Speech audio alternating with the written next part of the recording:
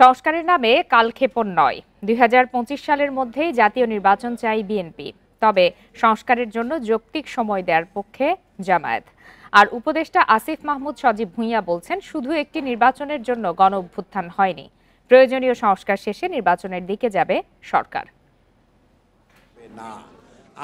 অন্তর্বর্তী সরকার দায়িত্ব নেওয়ার মাস দুয়েক পর থেকেই নির্বাচনের রোডম্যাপ ইস্যুতে বক্তব্য আসছে বিভিন্ন রাজনৈতিক দলের। জাতীয় প্রেস ক্লাবে এক আলোচনা সভায় বিএনপি নেতারা দাবি করেন, সরকার মুখে সংস্কারের কথা বললেও দৃশ্যমান কোনো সংস্কার দেখা যাচ্ছে না।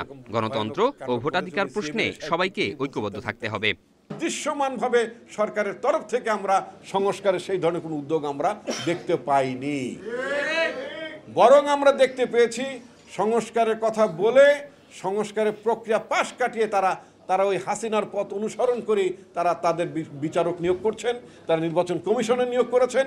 ঐক্যবদ্ধ থাকলেই দেশ এগিয়ে যাবে।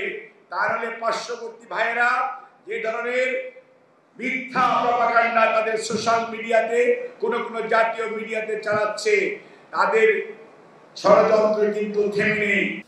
ডিপ্লোমা ইঞ্জিনিয়ার্স ইনস্টিটিউশনে আলোচনা সভায় জামাতের আমির বলেন, সংস্কারের জন্য সরকারকে যৌক্তিক সময় দেওয়ার পক্ষে জামাত।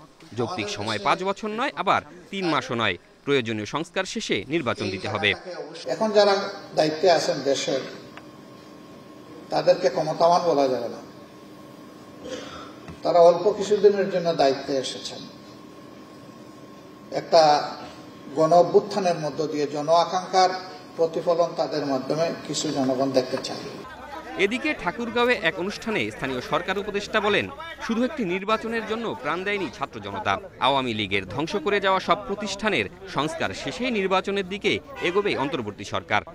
প্রায় 2 সহস্রাধিক আমরা ধারণা করছি আমাদের শহীদ এবং 20,000-এরও বেশি আহত, এবং শহীদ পরিবার এবং আমাদের আহতরাও সংস্কারের কথা বলছে।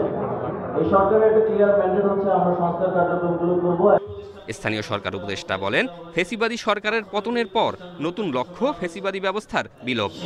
জায়গা থেকে জাহিদুল ইসলাম, ইন্ডিপেন্ডেন্ট নিউজ, ঢাকা।